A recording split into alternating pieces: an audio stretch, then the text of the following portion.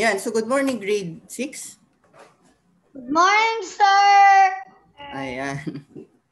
So, you are 2, 4, 5, 6, 7. So, you didn't join the ano na? Your values na? Or wala kayong live kanina? Wala po, sir. Wala po. Okay. So, how's your day? These previous days? Gusto nung bagyo? Fine. Fine lang? Di naman kayo naapektuhan masyado? Naapektuhan. Naapektuhan din. Binaha. Sir, mahangin lang. Okay. Wala namang mga Mahangin. wala namang mga natumba. Muntik na kaming mapataan ata. Mapa? Yung parang kasi, yung parang matatamaan ka ng kahoy ganun. Okay. Pero okay naman, safe naman. Sir, may natanggal ka na bubong. Sa inyo? Sir, doon banda. Akala ko sa inyo. Okay. So, ang ating aralin ay yun pa din. So, panahon ng Amerikano pa rin tayo. Ayan. So, I think natapos na tayo dito sa mga unang Pilipino na italaga bilang kasapi ng komisyon sa Pilipinas. I think dito tayo nagtapos. Ayan. So, dito na tayo. Sa mga suliranin sa pamamahalang Taft. Ayan. So, ito yung mga tagumpay nila. Mga suliranin at iba pa. Ayan, so mga tagumpay, number 1, pagkumbinsi sa Kongreso ng Amerika na magbigay ng 3 milyong pondo para sa pagsasaayos sa bansa or ng bansa. Kasi nga, di ba, katatapos lamang ng tigmaan nila dito and sumuko sila Aguinaldo, di ba? And ang pinakahuling sumuko na General IC, can you still remember that? Sino yung pinakahuling sumuko na general ni Aguinaldo? Starts with, I think, letter M. Sir, sumuko? Yes. MacArthur. Hindi.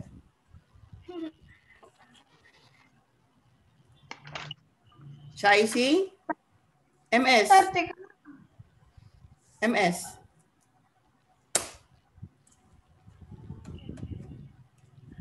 Macario Sakay. That is Macario Sakay. So, siya yung pinakahuling sumuko na general ni Aguinaldo. Ayan. So, ayan. So, ito yung mga tagumpay ng pamahalang Taft. So, magbigay ng 3 milyon na dolyar. Ayan. Para mapaayos or sa pagsasaayos ng bansa. And then, pagbili ng mga friars lands. So, para sa mga pare noon. Wait lang. Oh. Mamaya. 9 pa naman kasi niya. Ayan. And itinagda ang programang ang Pilipinas para sa mga Pilipino.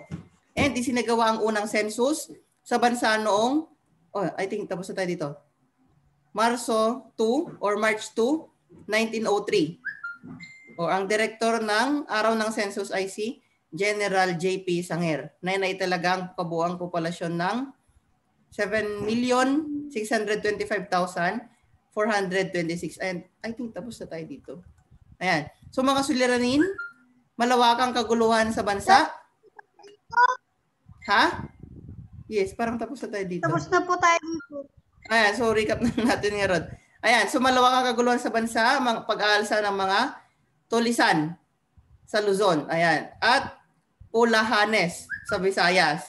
So mga Pilipino na ayaw sa pamahalaan ng Amerikano yung mga yan. Kaya sila nag-aalsa. And patuloy na revolusyon ni na General Mariano at Macario Sakay.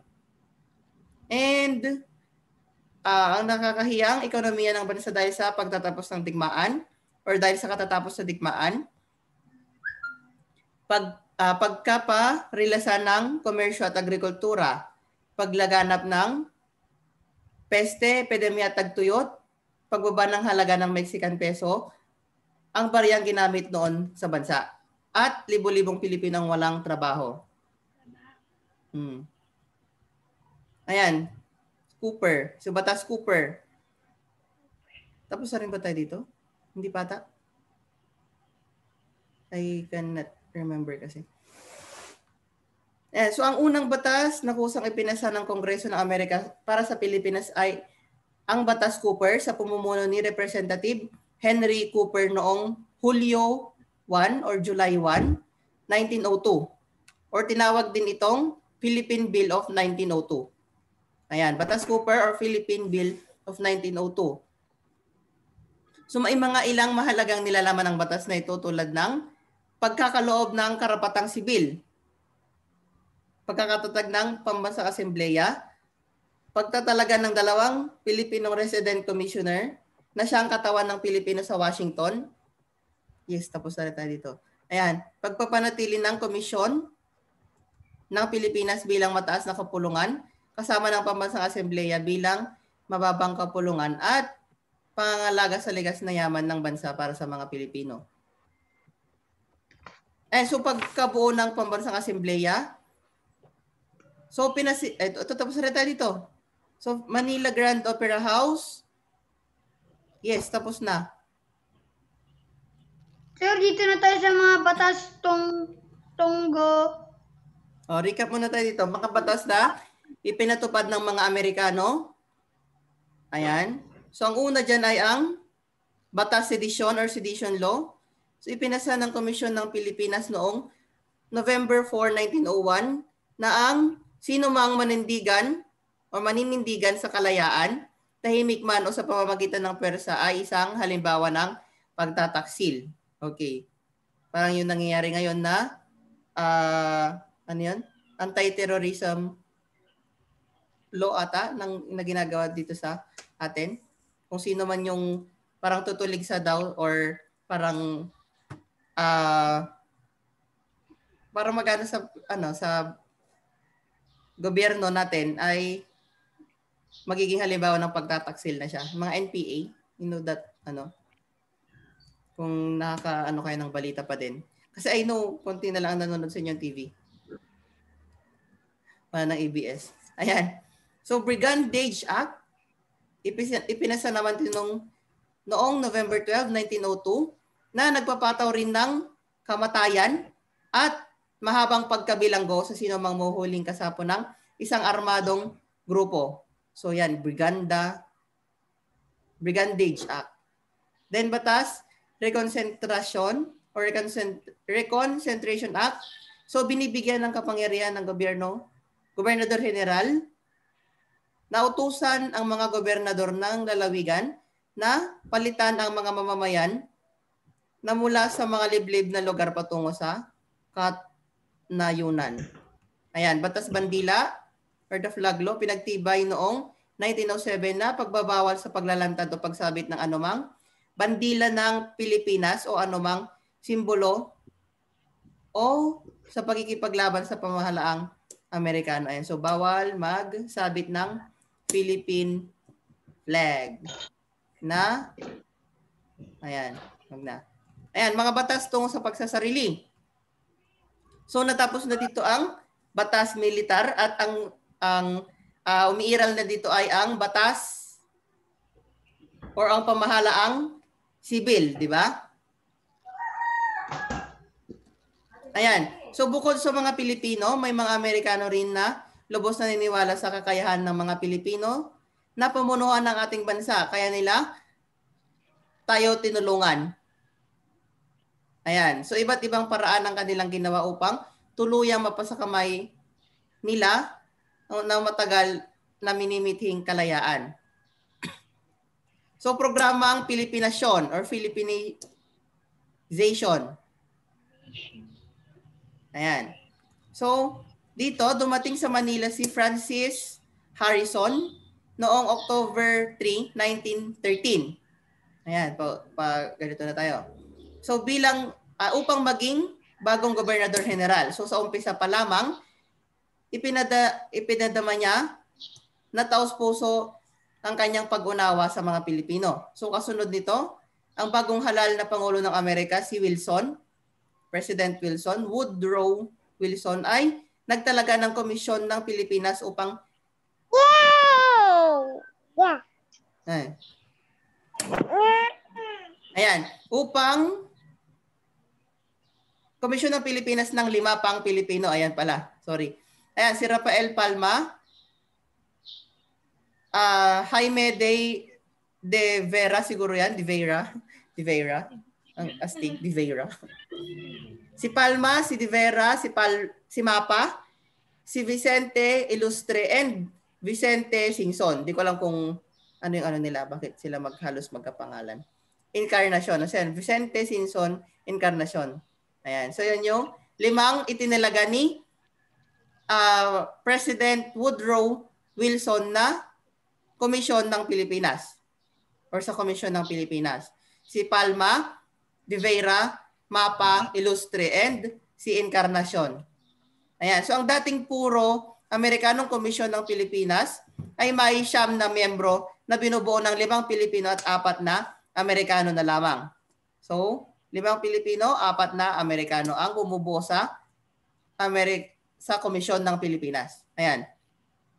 So, sinimulan ni Gobernador General Harrison. Ayan, so naitalaga na siya, di ba? Ang programang Pilipinasyon sa serbisyong pampamahalaan upang sanay ng mga Pilipino na humawak ng matataas na katungkulan sa pamahalaan. So, ayan, training na nila ang mga Pilipino. So, hinimok niya ang mga Amerikano na magretiro ayon na rin sa Osmeña Retirement Act of 1916. Ayan. So, nagtalaga siya ng mga Pilipino sa mga bakanting posisyon sa pamahalaan. So, dito na natin unti-unting nakukuha ang pamumuno sa ating bansa. Ayan. So, dinamdam ito ng mga Amerikanong naghahanap ng trabaho sa bansa at kanilang ikinagalit ang nasabing programa ni Harrison. Okay, so sino nga ba naman hindi magagalit, di ba? Pero Amerikano naman sila. So noong 1913, ang bilang ng mga Pilipino sa pamahalaan ay 6,363 lamang. So sa buong Pilipinas na yan. So sa pagtatapos ng panunungkulan ni Harrison noong 1921, meron ng 13,240 sa pamahalaan. Ayan, so parang na-doble siya, di ba? So from 1913 hanggang 1921, so yun siya, dumami, parang na-doble. So yun yung programang Pilipinasyon. So parang ginawa ni Harrison na magkaroon ng katungkulan ang mga Pilipino instead na Amerikano ang nasa bansa, okay? Or namumuno. Ayan, so Batas Jones 1916 o the Philippine Autonomy Act. Kapag sinabi natin autonomy, yung pagsasarili. Okay? Para mga autonomous regions, may sarili sila na pamahalaan. Ayan. So upang mabigyan ng mas mainam na pagsasanay sa malasariling pamahalaan ang mga Pilipino, so ipinasa ng Kongreso ng Amerika ang Batas Jones, okay, o Philippine Autonomy Act noong November 19, 1916 na pinagtibay ni Pangulong Wilson. Ayan. So ang may akda ng batas ay si Representative William A. Jones. So ayan, napapansin nyo naman kung sino yung nag-ano ng batas. Ayan, or may akda ng batas, sa kanya pinapangalan.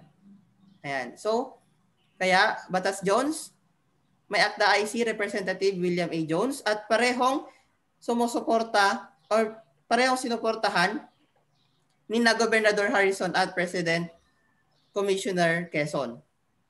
So may mga nilalaman ang Batas Jones. So naglalaman ito ng isang preamble o pamumuno na nagsasabi na ibibigay ng Amerika sa Pilipinas ang kalayaan sa sandaling maging handa na ito sa pamamagitan ng pagkakaroon ng matatag na pamahalaan. So parang nire-ready lang tayo talaga ng Amerika. Okay? Ayan, so ang kapangyarihang makapagpaganap, yan yung executive, ay nasa Amerikanong Gobernador General pa rin sa tulong ng iba't ibang kalihim ng pamahalaan. Ayan. So ang Vice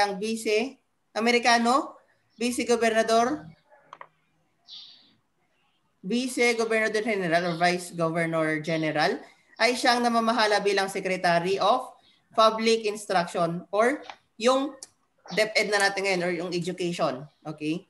Then we have the legislative or tagapagbatas. So di ba meron tayong tatlo, the executive or tagapagpaganap, legislative tagapagbatas, and judiciary siya naman yung tagapaghusga. Ayan o. So legislative, executive at judicial or judiciary. Ayan, so ang trabaho ng executive ay mag-implement ng batas. Si legislative naman ang tagagawa ng batas at si judicial naman ang tagapaghukom ng batas. Okay? So, ang kapangyarihang judicial ay ibibigay pa rin sa kataas-taasang hukuman at sa iba pang hukuman na malilikha ng batas. Okay? So, judge, ayan siya, judicial is judge. Okay? Legislative ay yung mga senators natin. Executive ay yung mga police. Ganon siya. Or tagapagpaganap also the president. Kung ano sinabi ng president, that is masusunod. Parang ganon. Executive, legislative, and judicial. Yun yung ano natin. Okay. Ayan. So may kalipunan ng mga karapatan or Bill of Rights na siyang nangangalaga sa mga tao tulad ng karapatang magsalita, freedom of speech, di ba? Maglathala, magpulong, humingi ng petisyon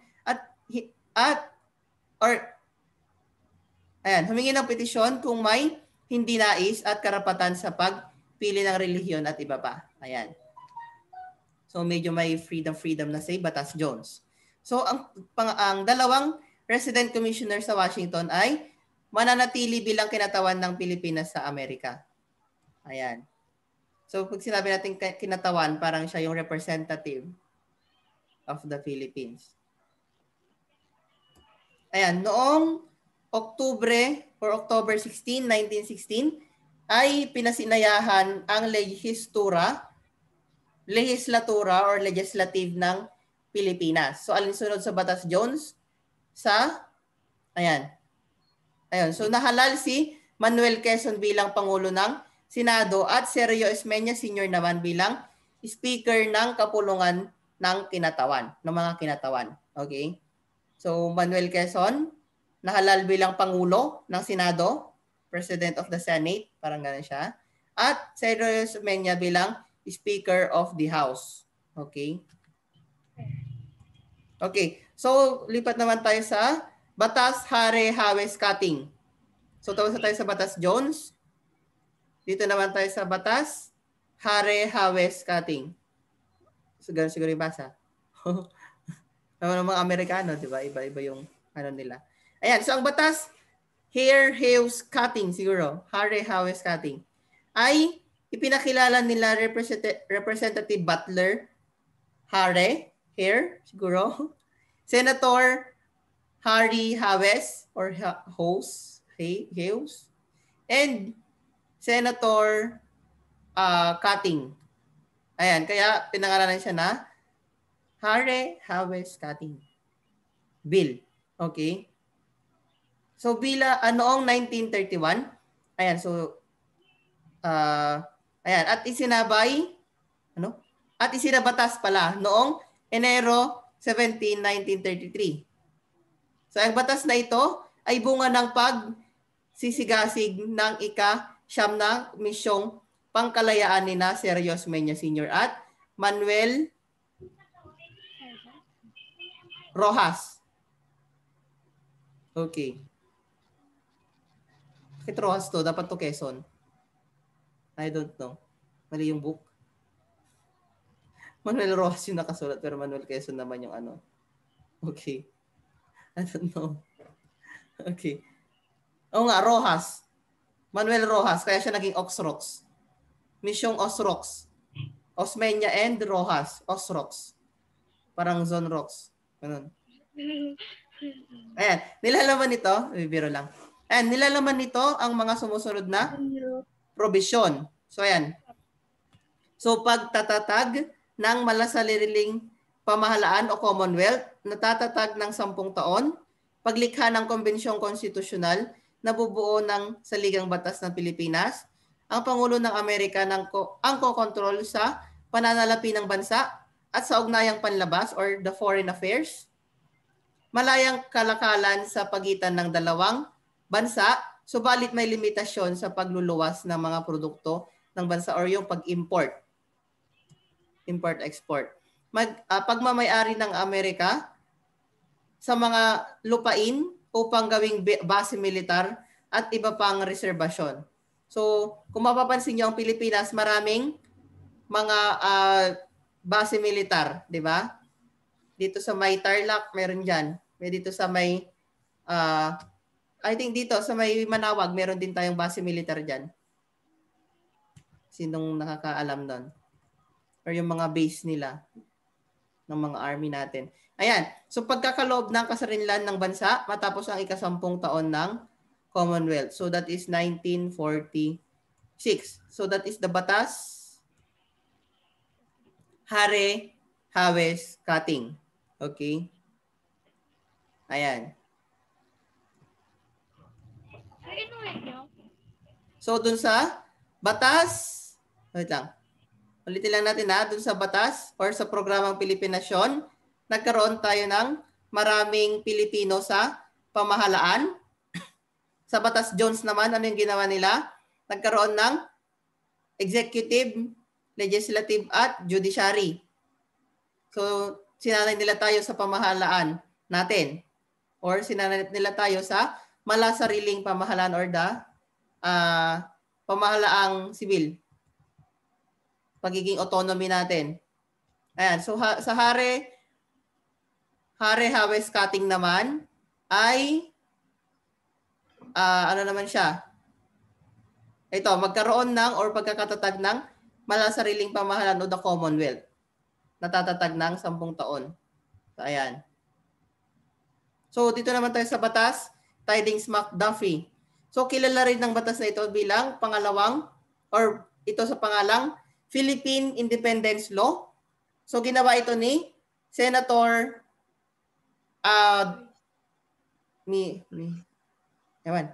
Senator Tydings at Representative John McDuffie. At nilagdaan ni Pangulong Franklin Roosevelt noong Marso 24, 1934. So marami-rami na tayong naging presidente na, umawak na presidente na Amerika sa Pilipinas. Ayan. So ang batas na ito ay nakamit ng ika-10 misyong pangkalayaan ni Manuel Quezon or Misyong Quezon. Ayan. Ang tanging pagkakaiba lamang ay ang pamagat, pag-alis ng reserbasyon pang-militar at pagbabago sa ilang di malinaw na probisyon. Ayan. So ilan sa pamamahalang ito or sa mahalagang nilalaman nito ay una ay ang pagkakaroon ng 10 taon, pagsasanay sa pamahalaan sa ilalim ng pamahalaang Commonwealth at ang pagtatakda ng petsa ng pagbigay ng kasarinlan ng bansa sa Hulyo 4, 1946. So 50 Pilipinong dayuhan lamang ang maaaring pumunta sa Amerika sa bawat taon. So may limit. So hindi lahat ng Pilipino pwedeng pumunta sa Amerika. So 50 Pilipino, ilan ang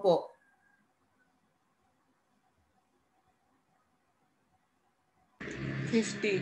50? 50? 15. 50. 700. Ayan. Ayan. Sa panahon ng Commonwealth, ang Pilipino ay may kontrol sa pananalapi at halaga nito, ugnayan, panlabas at kalakalan. So nagkaroon na tayo ng, so dito sa may Hare-Hawes Law ay hindi pa masyadong, hindi pa or may limitasyon pa ang pagluwas ng produkto ng Pilipinas. Okay? So pero dito naman sa Tydings-McDuffie, nagkaroon na tayo ng kontrol sa pananalapi at halaga nito sa ugnayang panlabas at kalakalan. So nagkaroon na tayo ng nawala na yung limitasyon natin dito sa Tydings-McDuffie.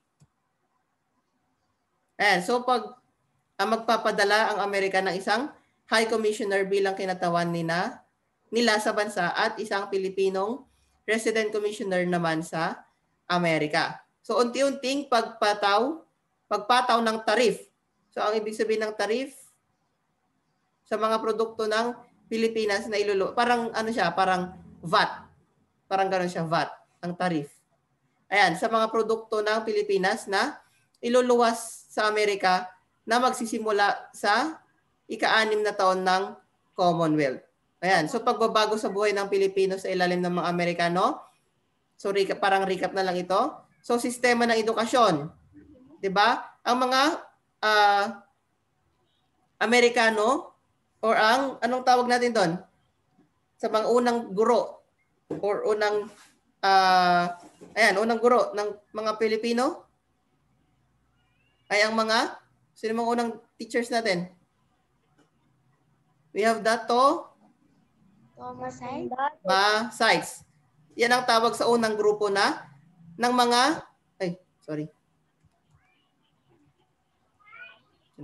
Ayun. Ayan.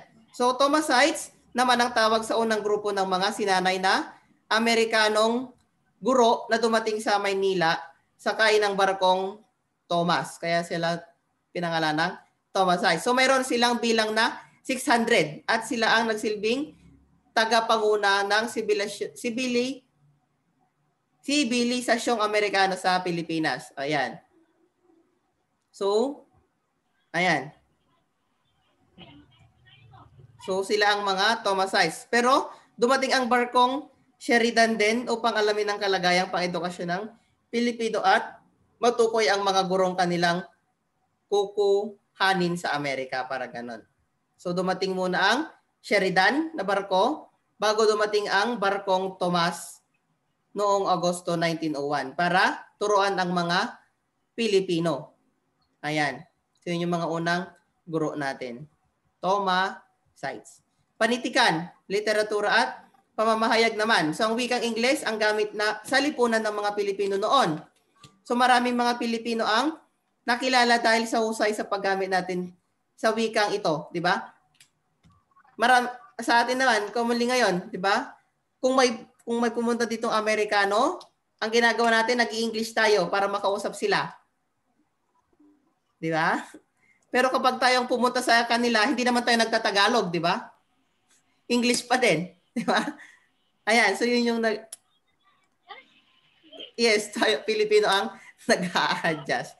Ayan, so dahil nga magaling naman talaga tayo sa paggamit ng wikang English. Ayan. Ayan, so si Fernando Maramag ang unang natatanging Pilipinong makata sa wikang English. So siya yung magaling sa English. Siya yung una. So Fernando Maramag. Samantalang si M.D. Gracia Concepcion naman ang unang Pilipinong makata na tumanggap ng parangal sa ibang bansa dahil sa kagalingan nila sa literatura at pamamahayag sa wikang Ingles. Ayan. So natatanging kolumnista sa wikang Ingles si Godofredo Rivera at si Jose Garcia Villa ay nakilala sa pagsulat ng tula at maikling kwento sa wikang Ingles. Ayan. Ito. So umunlad din ang wikang Tagalog noong panahon ng Amerikano.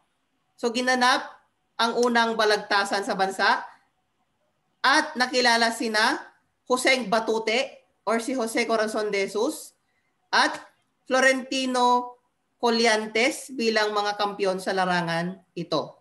Ayan, so nariyan din si Severino Reyes.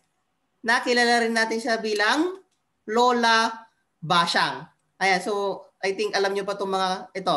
So si Severino Reyes, siya yung gumagawa ng mga kwentong pambata.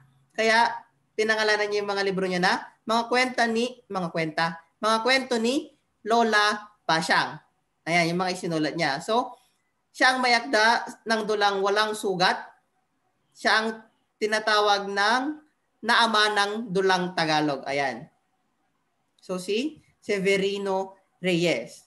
Ayan. So, you should memorize this one kasi ito yung mga itatanong ko sa unit test natin next week. Ayan.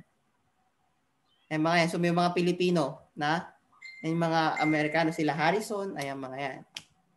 So, make sure you know that. Pero yung mga date, no need naman na doon. Ayan, so sa pamamahayag, ang American soldier ang unang pahayagang Amerikano na umikot sa bansa. So wala pa yung mga Manila Bulletin, mga ganon. Mga Star. Ayan. So itinatag naman ito ni Vicente Soto ng Cebu noong 1915 ang The Independent. So ang unang Pilipinong babasahin sa England. O, di ba? So siya lang Pilipino sa England talaga. Ayan. So ang The Philippine Herald naman ang itinatag ni President or Senate President Quezon. So meron din ibang babasahin tulad ng La Vanguardia, The Tribune at Taliba na siyang pagmamayari ng pamilya Roses ng Maynila. Ayan. So sa sining at arkitektura, sa panahon ng mga Amerikano, umunlad ang fine arts, kung saan nakapaloob ang arkitektura at eskultura o paglililok. So dakilang Pilipino arkitekto, so ito sila, Juan Nakpil, Juan M. Arellano, Andres Luna de San Pedro at Pablo S. Antonio. Dakilang Pilipinong pintor, we have the Fabian de la Rosa, Fernando Amorsolo, ayan, kilala natin yan. Siya yung nagpinta ng search for it. And si Victoriano C. Edades. Ayan, so kamag-anak nila, Luke at Maya. Si Victorio Edades. Ayan, hindi, joke lang. Ayan, so mga dakilang Pilipinong iskultor o manlilok. Sila, Guillermo Tolentino and Severino Fabi. Ayan. Ayan, so mamayang hapon, itutuloy natin sa Agham, Teknolohiya at Kalusugan naman. Ayan, so be on Zoom later at 2 p.m. so that we can continue this, and then I'm going to discuss Hele a little bit para masagutan nyo yung worksheet ninyo ngayon. Okay? So, Sir, I think that's it for now. Ano yun, Brian? sir, nasagutan ko na yung hele. Ay, tapos na? Okay. Ayan, so, see you later. Ano po yung doon sa check? Ha? Doon sa check doon, pambabae, napkin doon. Mamaya, tingnan natin. Okay? Paano yun, sir? May Mamaya. Okay. napkin. So, yun lamang sa ngayon. Okay, so, mag-relax muna and basahin, have an advanced reading dun sa mga susunod pang i-discuss natin mamaya para ma-memorize nyo na yung iba. Okay? So, goodbye for now. See you later at 2 p.m. See ya! Andun na ako sa agrikultura.